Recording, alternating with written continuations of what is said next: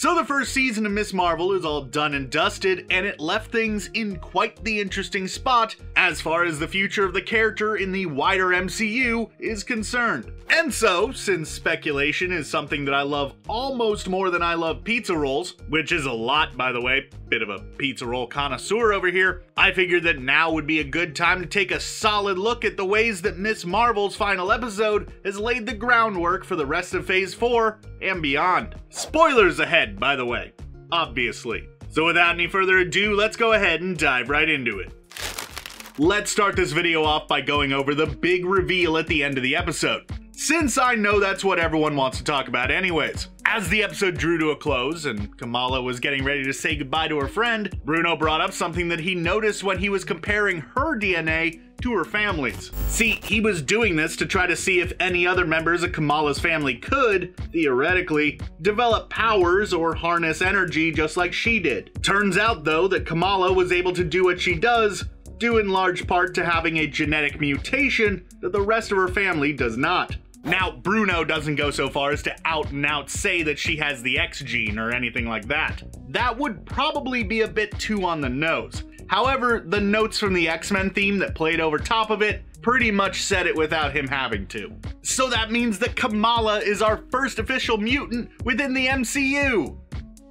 At least on Earth 199999. Cause, you know, we already saw Charles Xavier over on Earth 838, which presumably means the rest of the X-Men are probably there as well. Feel like it's a safe bet. Which kind of undercuts this reveal just a little bit, but it is still a big deal. This revelation differs a bit from what we see on the page with Kamala's comic counterpart. There, Kamala is actually something called a new human, which is someone who had an inhuman ancestor at some point whose latent abilities were activated by coming into contact with Terrigen Mist after a Terrigen bomb was detonated within Earth's atmosphere. It was all part of Marvel's attempt to push the Inhumans a lot harder at the time, as they were trying to make the group into a much bigger deal so that they could downplay the X-Men within the comics, as Marvel Studios didn't have access to the film rights for the mutants at the time. So why would they have them be a massive part of the comics? That's just solid, if not a little crappy,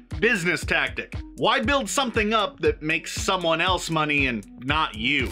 It is worth pointing out that a lot has actually been changed about Kamala in the process of bringing her into the MCU. So her being a mutant as opposed to an Inhuman shouldn't really be all that surprising when you stop and think about it. The only real major downside of it is that it just further serves to sweep the Inhumans show under the rug, which, I mean, to be honest, it kinda sucked, so no real big loss. But what does it mean for her future?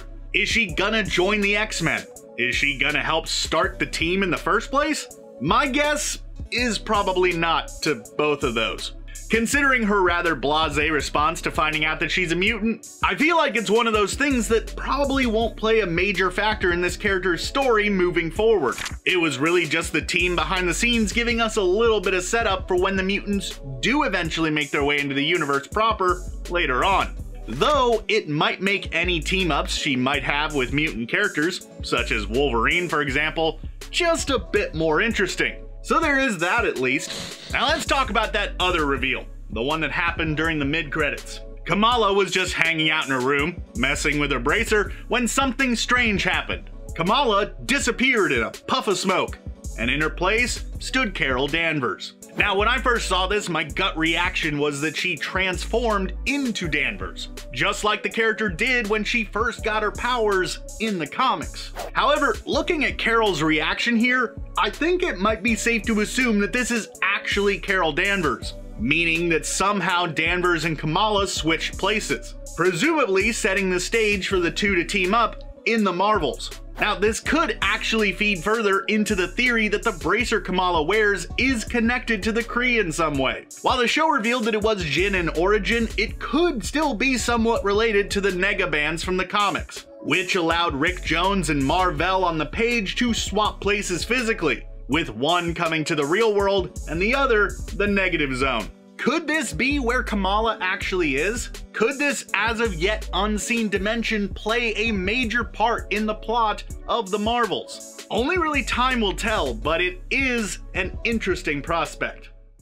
Hey there everybody, I'm Aljets. I made this video and I want to know what you think. Did you like the Ms. Marvel series? Personally, I think it's one of the best things that they've done on Disney Plus so far. Be sure to let me know your thoughts down in the comments below, or go ahead and shoot me a response over on Twitter. I'd love to hear from you. Thanks for watching, and be sure to subscribe to CBR for more great videos just like this in the future.